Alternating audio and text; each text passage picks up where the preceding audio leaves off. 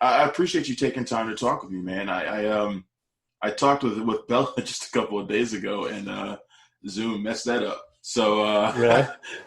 yeah, so I'm glad we were able to put this together.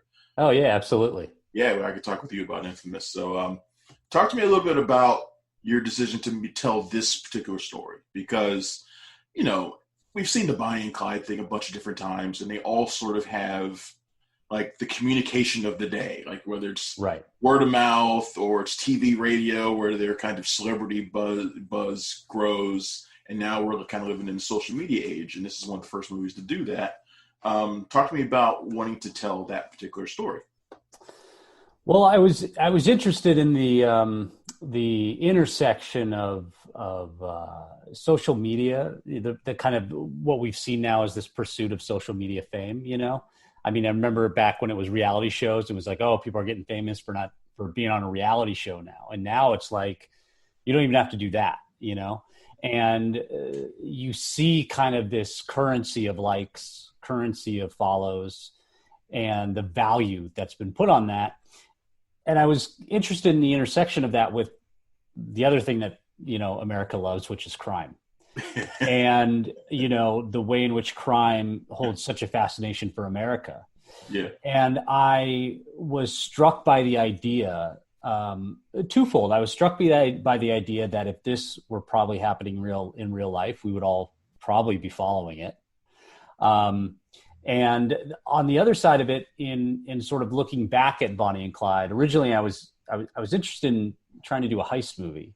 And in the process of researching that, eventually you stumble on the Depression era gangsters. And one of the things that struck me about Bonnie and Clyde was the way in which the myth, as we know it, of Bonnie and Clyde was largely a manifestation of the media in an attempt to sell newspapers. Right. And they were often blown up to be much bigger than they were. And so in effect, they were sort of those at the time, the outlaws in some ways were a lot of times the very first celebrities in America. And so I, coupled with that and wanting to do a crime thriller and wanting to exist in that world and play that game, that felt like an interesting combination. And obviously it's been done before, I know that. But it also felt like it hadn't been done in a long time. And it hadn't been done in a way that applied to, sort of the frankly crass and empty pursuit of social media fame, yeah, and the way in which people are willing to do that. So that's kind of where all that stuff came together. You take sort of a familiar framework that's sort of instantly recognizable, and then you apply, a sort of hopefully a twist on it. Yeah. How does this compare with working with some of your smaller films? I think this seems like it's the biggest thing you've done in terms of scope. Yeah. Talk to me a little bit about this, because you shot this. I mean, the movie takes place mostly in the South and throughout the South, but you shot all of it in Oklahoma. We shot right? for 19 days in Oklahoma, and we shot for 2 days in Florida. Wow. Yeah. Talk to me a little bit about taking on something of this size. Yeah, I mean, I think if this were my first feature, I would have broken down and cried and really shit the bed, so to speak. I had done so many smaller movies. The first movie I did was Layover, and I made it for $6,000. But we made that by basically running around LA and never feeling like, not doing what a lot of people do, which is like, let's take two people and put them in one room.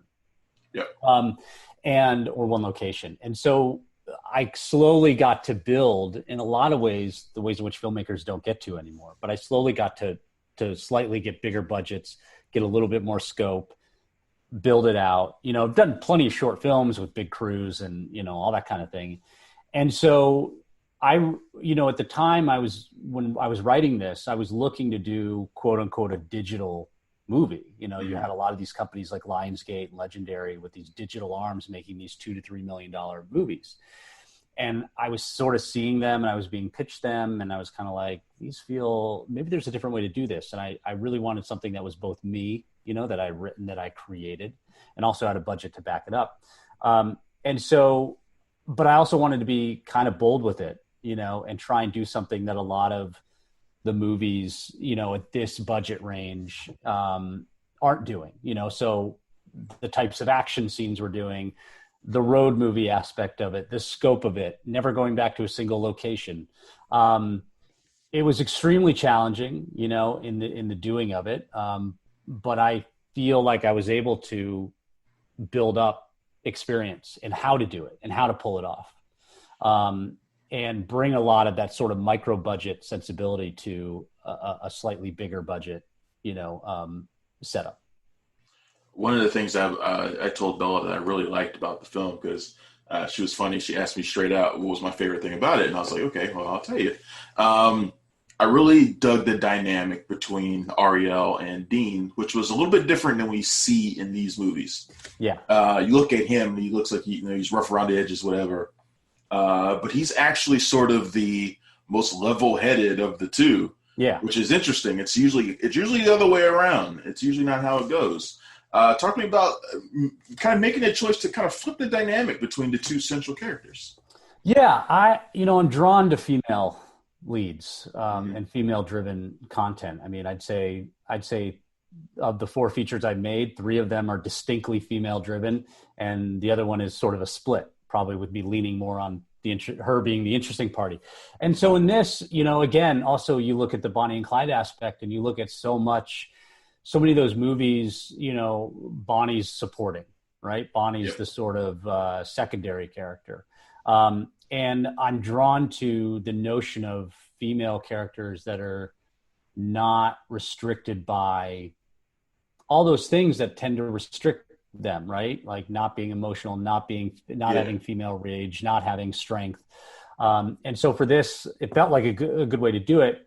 And I just kind of wanted to write a female character that was really fucking out there, and really push the limit of it, and then flip that and have the guy sort of be the one who's like, I don't know, like, should we be doing this? Like, he's got a little bit more of the depth and the soul to him. Yeah. I would argue, whereas for her, I really wanted to craft somebody that was just the embodiment of it, of what I felt this pursuit of fame was, and just have a lot of fun with it, and give an actress a role to come in on that was not a girlfriend or a wife or anything that they had really seen before, but was something really unique and that they could really sink their teeth into. Bella was an obvious choice for that. Yeah. And I think she attacked it with gusto. Yeah, that's what I was going to say.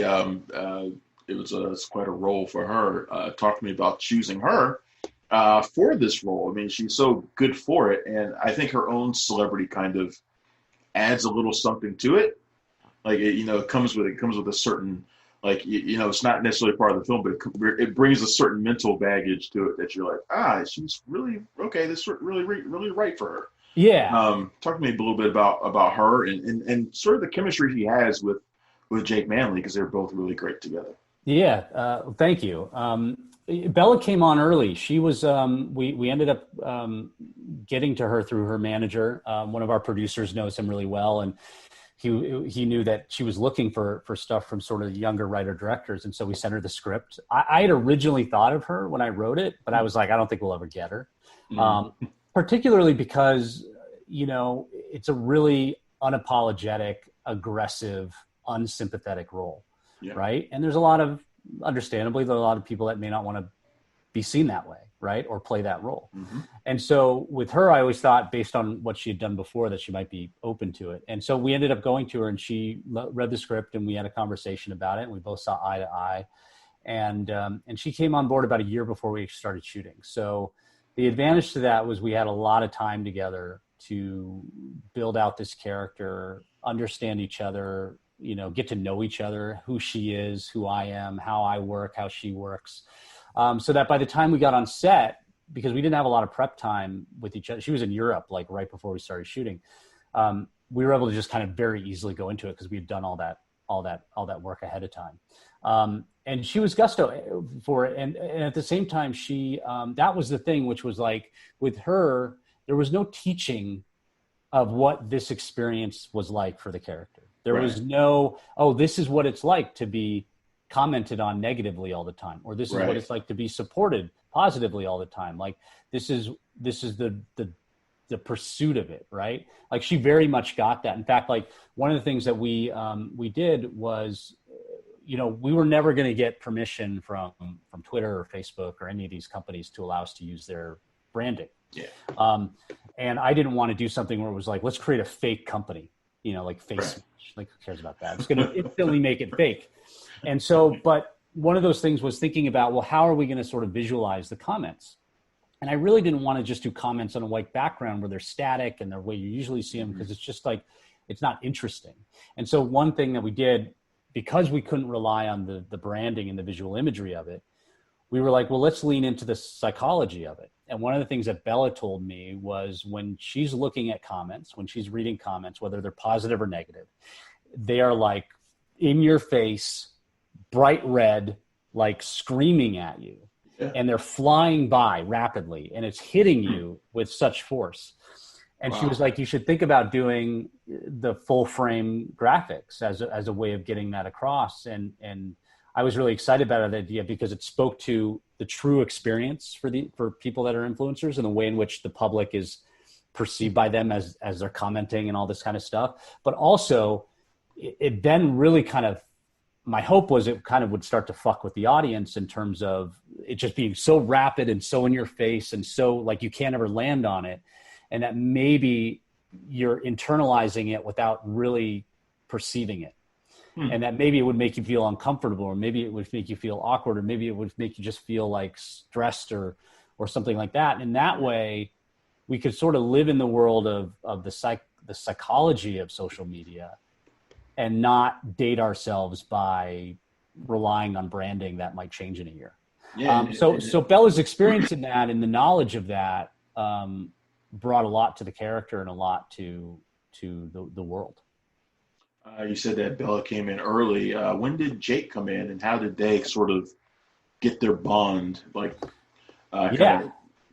order to play these two roles together? Because they really do work really well together on screen. Yeah, no, I agree. It was a lot of fun to shoot him and just let him go. Jake came on a couple months before we started shooting. Once Bella was on board and we secured the financing, then it was about, okay, let's find our guy, let's find our Dean.